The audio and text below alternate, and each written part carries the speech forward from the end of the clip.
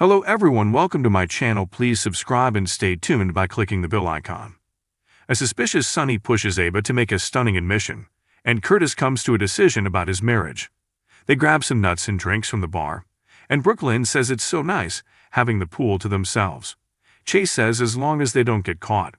She laughs at him being such a by-the-books guy. He says he did have a rebellious phase. As a teen he had a motorcycle and used to drive it to the lake to go skinny dipping. She doesn't believe it and asks him to prove the skinny dipping part. He asks what she means. She tells him to skinny dip here. He will do it, but only if she joins him. She says no way, this is his thing. Chase challenges her to a competition, and the loser must jump in butt naked. Brooklyn asks what the challenge is. He says they'll see who can toss the most nuts into the air and catch them in their mouths. The competition begins, and Chase beats Brooklyn's 8 catches with 9 in a row. She suggests the best 2 out of 3, but he says a bet is a bet. She begins undressing but wonders about the cameras. He laughs that she wasn't worried about that when he was the one doing the striptease. She says she needs inspiration if it's going to be a striptease, and they kiss. Chase decides to pay her debt because that kiss was worth it. He strips and jumps into the pool. Brooklyn grabs him a towel as he gets out of the pool and can't believe he really has a wild side. He says now she knows he's willing to break the rules for her. At the hospital, Portia finds Curtis on the phone doing research on his condition. She snatches his phone and tells him to stop, and perusing medical websites is just torturing himself. He says it's his phone, his injury, and his choice. He asks for his phone back. She offers to give it back on the condition they order some takeout from their favorite Italian spot.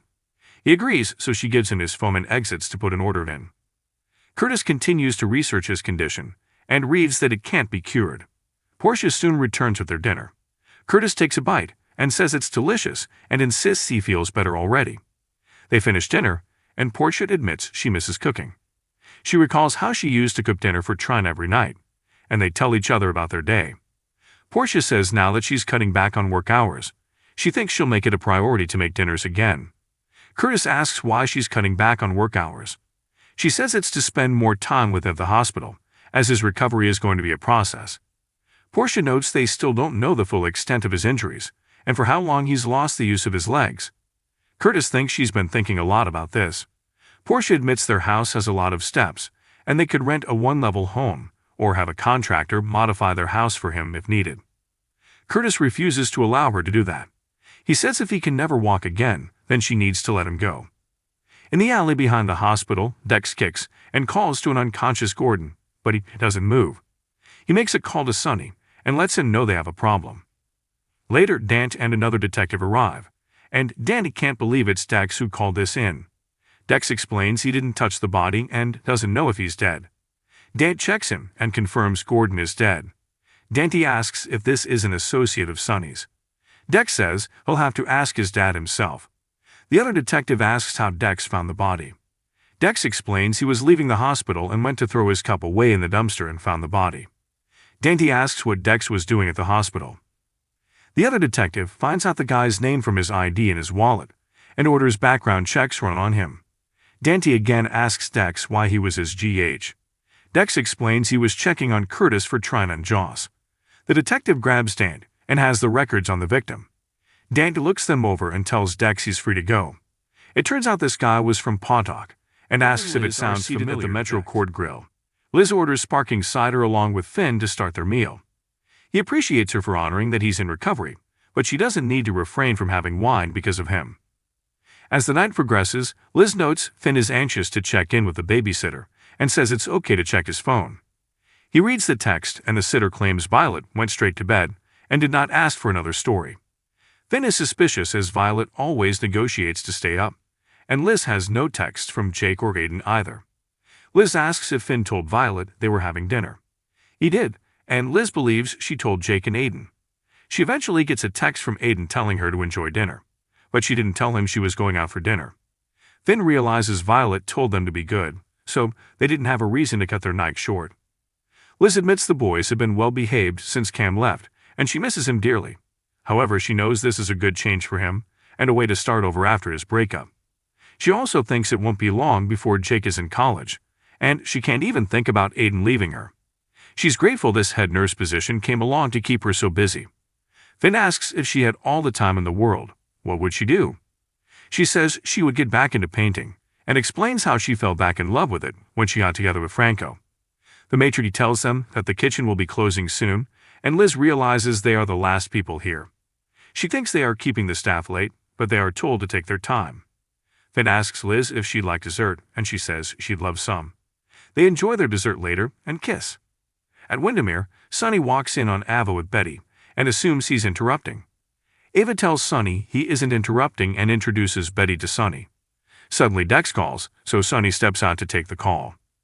Betty reminds Ava she has to sell her to Avery's dad, or someone she loves will pay the price. Sonny returns after speaking with Dex, and Betty kisses up to Sonny about the opportunity to work with Avery, and the two of them. Ava speaks highly about Betty in her resume. Sonny feels Avery will miss Pillar, but Betty seems to be a good fit.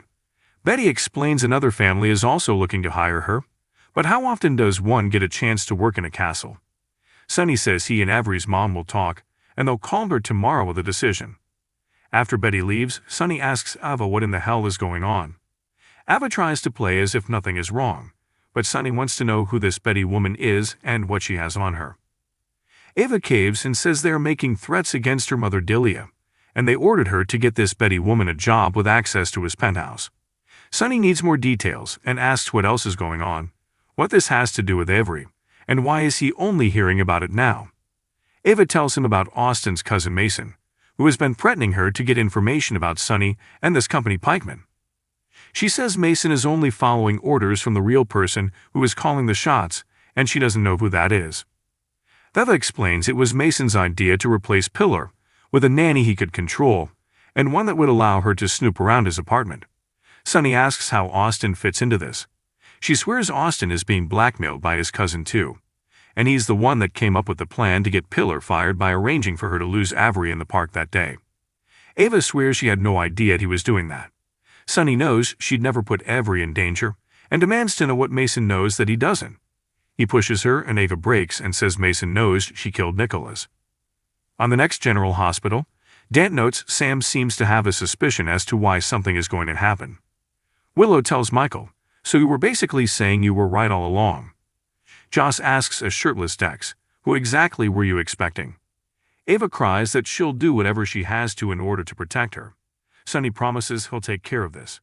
Curtis insists to Portia, "There is no way in hell it's happening." If you liked the video, don't forget to like, comment, and share.